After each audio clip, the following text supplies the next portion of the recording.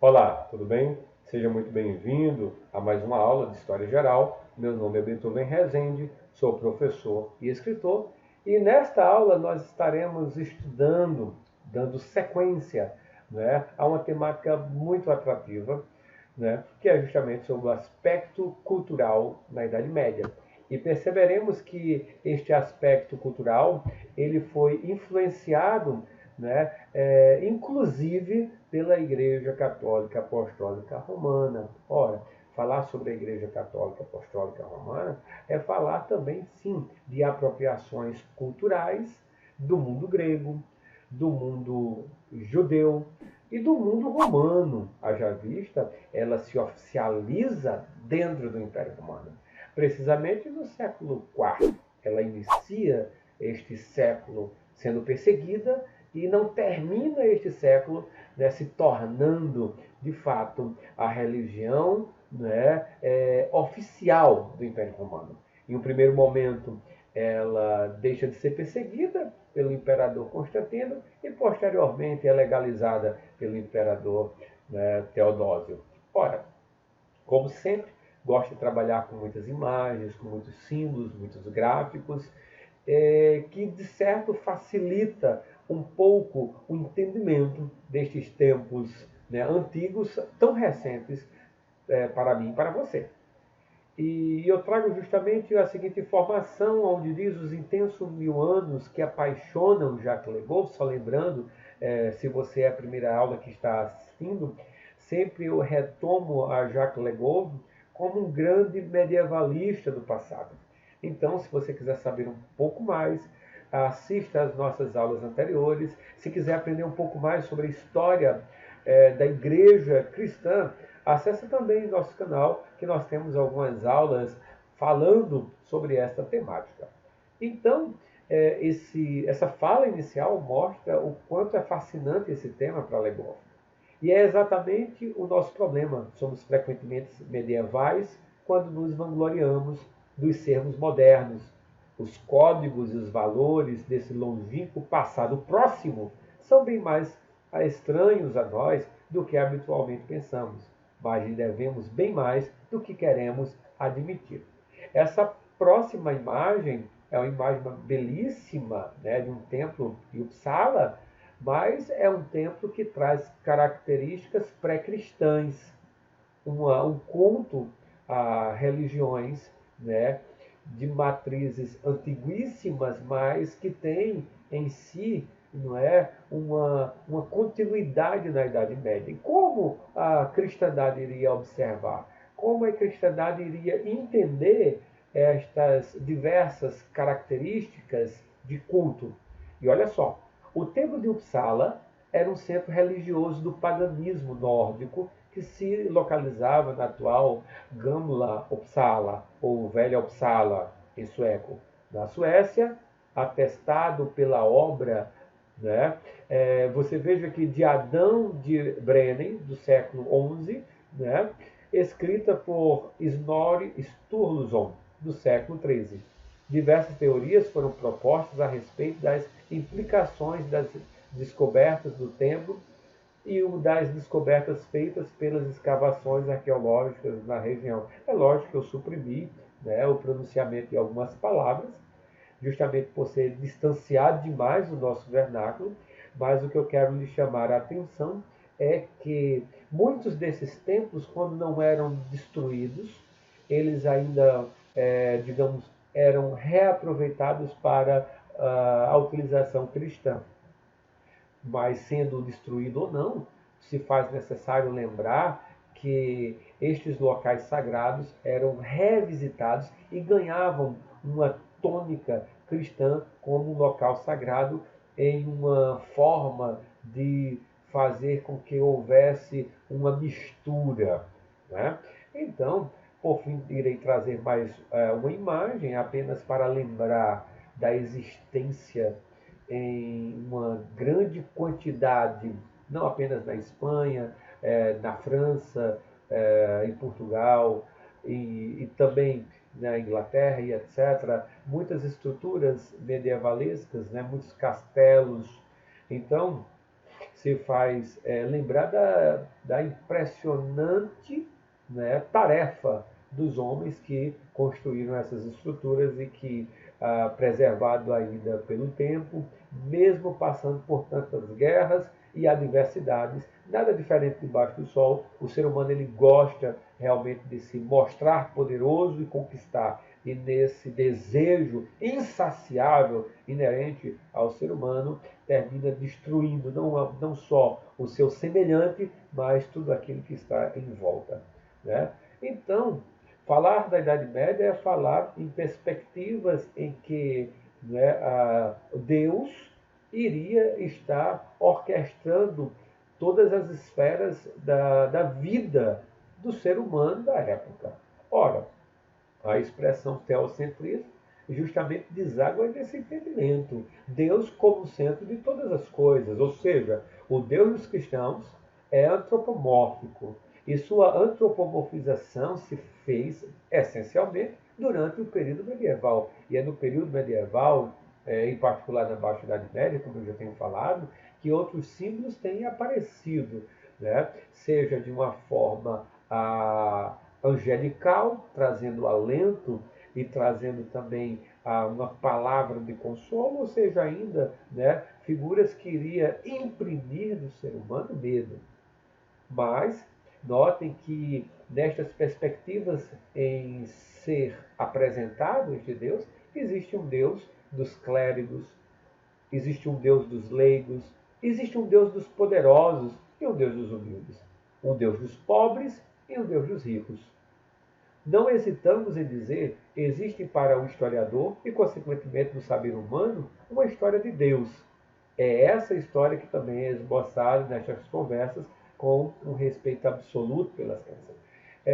Eu quero lhe informar, né, caro amigo e amiga, que as minhas aulas, elas geralmente têm uma tônica como se eu estivesse ministrando-as nas minhas salas de aula, seja no Fundamental 2, ensino médio, na graduação ou pós-graduação. Eu utilizo slides, né, com bastante textos e também com imagens para facilitar o processo de ensino e aprendizado. É bem verdade que nas minhas aulas eu também utilizo muitos vídeos, mas como existem alguns digamos, mecanismos em que o YouTube ele recorta, ele tira justamente pela necessidade realmente de preservar, né, os direitos autorais, eu abstraio de muitas dessas informações que em sala de aula nós podemos fazer, né, um tanto quanto informando mesmo assim a sua origem, mas trazendo um dinamismo maior. É bem melhor do que você apenas estar vendo a minha face e nada mais que um texto para poder anotar. Haja vista você que está estudando, se preparando para o Enem, eu lhe aconselho em todas as minhas aulas tomar nota, fichá-las e posteriormente sempre estar fazendo exercícios. Haja vista, nós temos sempre disponibilizado para você alguns exercícios e algumas aulas em particular eu estarei gravando apenas para comentar as principais temáticas que são abordadas não apenas no Enem, mas em demais concursos que você queira, digamos, se submeter posteriormente. Ora, indo de encontro àquela primeira expressão enquanto Deus, né, soberano, centralizando assim todas as atenções, nós podemos lembrar justamente da monopolização do cristianismo. Note que a ideia dogmática e sistemática do cristianismo ele vai se consolidando durante o tempo. Eu acredito que você tem percebido isso com as minhas falas em nossas aulas, né? E este credo se faz necessário justamente porque haviam falas indo de encontro ao cristianismo, indo de encontro ao dogma cristão. Então, se fazia, sim, que houvesse uma reflexão e uma condensação da questão de uma resposta dessa igreja, que em dados momentos era perseguida fisicamente, mas também, em outros dados momentos, essa perseguição advinha de dentro da igreja, conhecida como ensinamentos errôneos, ou seja, ensinamentos heréticos. Quando nós utilizamos essa expressão heresia, nós queremos dizer que é todo ensinamento contrário a um determinado dogma. Entende? Então, muito bem. Ora, nisto, eu quero lembrar que Nicéia, no ano de 325, no qual foi adotada o primeiro credo, chamado Sínodo dos Apóstolos, ou Credo Apostólico. Inclusive, eu trago, né, um slide em que nós iremos trabalhar minimamente neste credo. Haja vista, nós temos uma aula específica neste canal, né, onde você pode acessar e trabalhar essa temática de uma forma, né, pontual e acurada. Ok? Então, muito bem. Retornando ao texto, a leitura diz: é então que sobrevém a decisão do imperador Constantino, depois do Edito de Milão em 313 depois de Cristo, de não apenas tolerar a nova religião, mas até mesmo recorrer ao Deus dos cristãos, do qual espera a sua salvação e também a salvação do império. Lembre conosco que o Império Romano, neste período, estava dividido em 4, né, representantes imperiais, que cada um deles queria ser o imperador. No final daquela contenda e de guerras civis, né, Constantino ele desponta realmente como o único, né, imperador debaixo dos céus e acima, né, sobre a terra, né, unificando novamente, né, toda a extensão territorial do Império Romano. Ora, em menos de um século, ou seja, o cristianismo ele inicia o século sendo perseguido, e no final deste século, Teodósio faz com que esta proposta que nasce enquanto seita na comunidade judaica, né, ela se fixasse de uma forma tão perene enquanto religião oficial do Estado romano. Muito bem, eu espero que você esteja gostando de nossas aulas.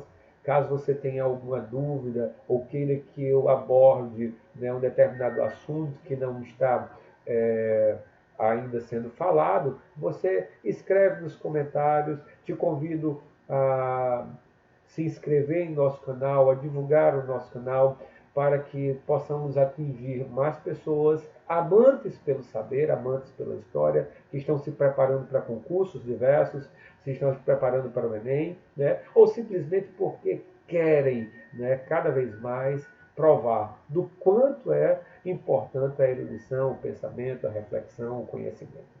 Trazendo um pouco sobre o concílio de Nicéia, em particular do credo apostólico, eu retrato para vocês, né, lembrando que era uma proposta de consolidação do pensamento cristão, do que é mais fundante e cristalino do pensamento cristão.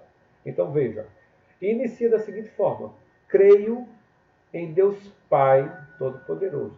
Quando traz esta tradição em que começa falando em Deus Pai, remete justamente não a Tertuliano, que reflete a importância de um entendimento de uma trindade, a existência da trindade.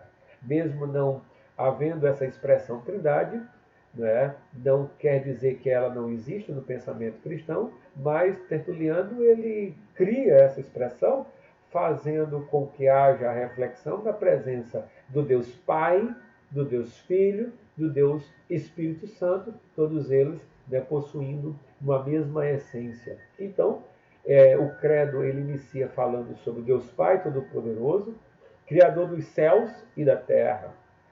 Então, diferentemente como alguns pensavam, em um Deus bom e um Deus mau, esse Deus Pai ele criou todas as coisas. E na sequência do credo ainda fala o seguinte: eu creio em Jesus. Ou seja, esse Jesus histórico que recebe e entende a sua importância a tal ponto que aqueles que conviviam com ele o enxergavam como ungido. A palavra Cristo significa ungido. A palavra Messias em hebraico significa ungido. Então, o Jesus histórico ele é visto como o Redentor, o que iria trazer a salvação. Era o Messias para os judeus, era o Cristo, né, aquele que realmente iria trazer uma nova proposta. Essa nossa nova proposta foi condensada nos evangelhos, os evangelhos de Mateus, de Marcos, de Lucas, de João. Olha, e seu único Filho, nosso Senhor, o que foi concebido pelo poder do Espírito Santo. Então, notem, né, que faz alusão a textos como o texto de Isaías, né, em que o profeta Isaías, enquanto boca de Deus na terra, diria que o Redentor viria através de uma virgem. Né? Nasceu da Virgem Maria, mostrando, né, digamos, uma característica extraordinária.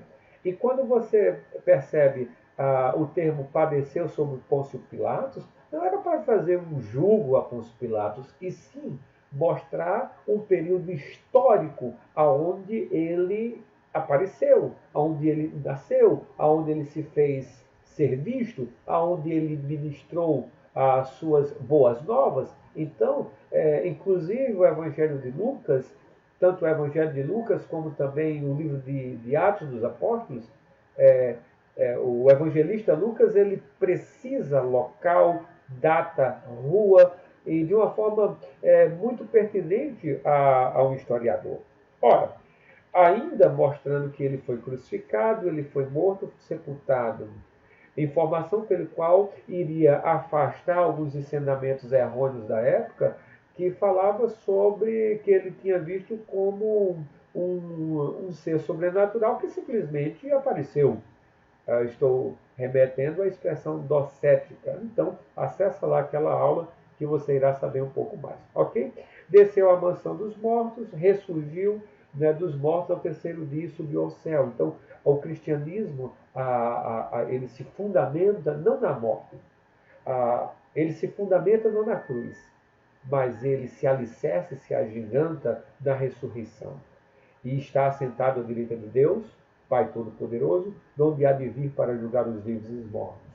Creio no Espírito Santo, na Santa Igreja Católica, na comunhão dos santos, na remissão dos pecados, na ressurreição da carne e da vida eterna. E amém. É esta igreja em que eu mostro no primeiro slide, onde tem aquela foto inicial desta fala, né, que ela irá se tornar e está se tornando poderosa no decorrer, né, das décadas. Irei trazer agora um slide onde você estará vendo justamente quem eram esses pais da igreja, o que eles faziam, qual era a sua importância. E aí eu trago uma definição de patrística, né, do dicionário cristão de Oxford, que diz o seguinte: eles defenderam o evangelho de heresias e enganos, eles apresentaram comentários abrangentes sobre a Bíblia, explicativos, doutrinários e práticos, e publicaram inúmeros sermões, principalmente sobre o mesmo assunto, exigindo o significado e as implicações dos credos. Registraram acontecimentos passados e presentes na história da Igreja, relacionaram a fé cristã com o melhor pensamento da sua própria época. Eu quero lhe chamar a atenção porque esta defesa que os pais da Igreja fizeram contra as heresias, né, seja em períodos pré, né, o Concílio de Nicéia, no Concílio de Nicéia ou pós-Concílio de Nicéia, por isso que existem pais da Igreja pré-nicenos, nicenos e pós-nicenos.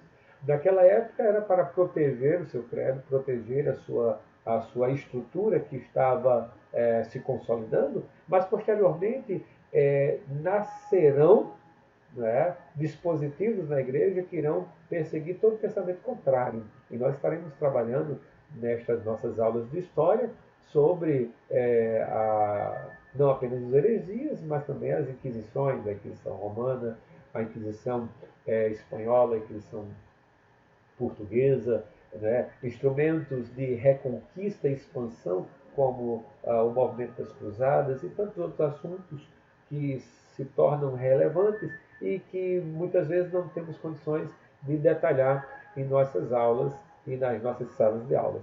Então, exemplos como pais da igreja, como Clemente de Roma, Policarpo, Tertuliano, Clemente de Alexandria e Orígenes, né, são figuras importantíssimas que nas aulas de História da Igreja eu detalho de uma forma mais minuciosa.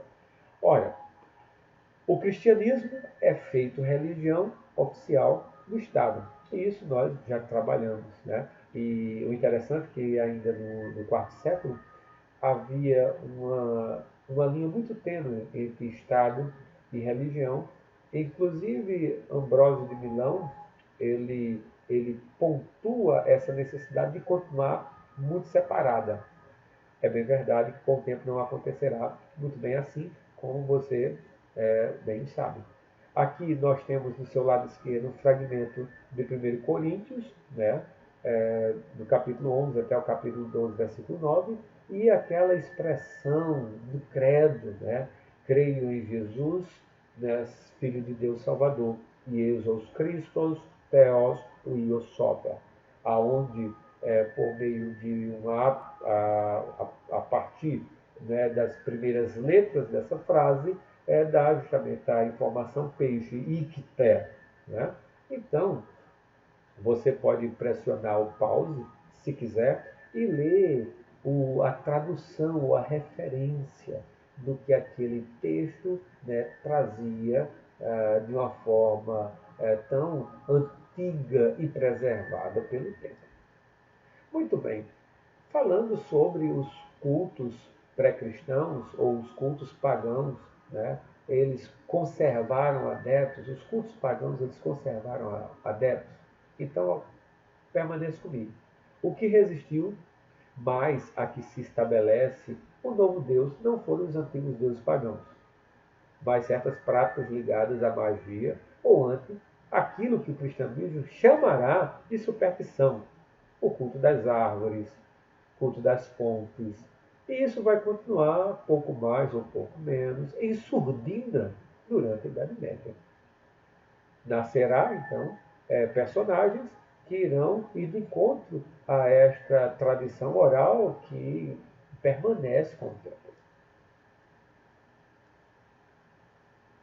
É a passagem do templo pagão para a igreja. Os casos em que o Deus dos cristãos se instalou, né, na casa de um Deus pagão são pouco frequentes. O fenômeno mais comum foi a destruição dos templos. O novo Deus chegou em meio de uma grande atividade de demolição que também atingiu os objetivos naturais, às quais se rendia o culto divino, essencialmente as árvores sagradas. E aí eu trago para você algumas questões, né? E essas questões são interessantes porque eu procuro, né, trazer o assunto relevante, né, que concatenado à temática abordada. E a primeira questão diz o seguinte: o período de maior expansão mercantil para o Ocidente ocorreu no século XII. O crescimento da agricultura na Europa Ocidental resultou em progressivas margens de lucro e, por conseguinte, padrões de vida mais elevados. O resultado de tudo isso foi o surgimento de novas cidades por toda a Europa, enquanto as já existentes cresceram em poder e independência. A respeito das características do comércio durante a Baixa Idade Média Europeia, analise as afirmativas a seguir. 1. Maior integração entre os centros comerciais do litoral e do interior do continente. 2. Aumento das negociações de produtos de luxo, metais preciosos, cavalos, escravos, etc. 3. Cosmopolitismo dos contatos com redes de negócios de longa distância em África e Ásia. Está correto o que se afirma em A, B, C, D ou E. Um minutinho para você responder. Então, se você respondeu a letra E, está correta. Este slide em si, nesta questão, irá trazer, né, um resumo das principais características ligado, né, a esta proposta do comércio durante a Baixa Idade Média. A próxima questão diz: existia na Inglaterra no século XVII uma estrutura econômica que comportava simultaneamente resquícios feudais persistentes e elementos do modo capitalista. Embora a atividade mais dinâmica fosse o comércio, a economia inglesa ainda se mantinha dependente de uma grande parte das atividades agrícolas. As transformações da estrutura agrária foram proporcionadas ainda pelo confisco, venda e distribuição das terras da igreja após a reforma anglicana na Inglaterra. A venda e a doação das terras beneficiaram a alta nobreza e a gentry. Além disso, colaboraram para o fortalecimento dos reis ingleses. As consequências dessas transformações fundiárias na Inglaterra foi, entre outras, letra A, diminuição do fornecimento da lã para as manufaturas devido à criação de ovelhas nas terras cercadas. Letra B, dinamização do capitalismo no mundo rural. Letra C, exclusão do trabalho assalariado. Letra D, diminuição das tensões sociais no campo e na cidade devido aos ao número de desempregados. Letra E, extinção do proletário urbano. Pensa um pouquinho e eu já venho com a resposta e a devida explicação. Então, se você respondeu a letra B, está correto, a dinamização do capitalismo do mundo rural. Ora, espero que você tenha gostado tenham gostado desta aula e das aulas anteriores. Se você gostou, dá o seu like ou o seu dislike, se inscreve no canal, ativa o sino de notificações e vamos compartilhar essas nossas aulas que certamente têm sido de grande valia para todos aqueles que têm assistido e os meus alunos do Estado e fora do Estado. No mais, um fraterno e cordial abraço. Até mais.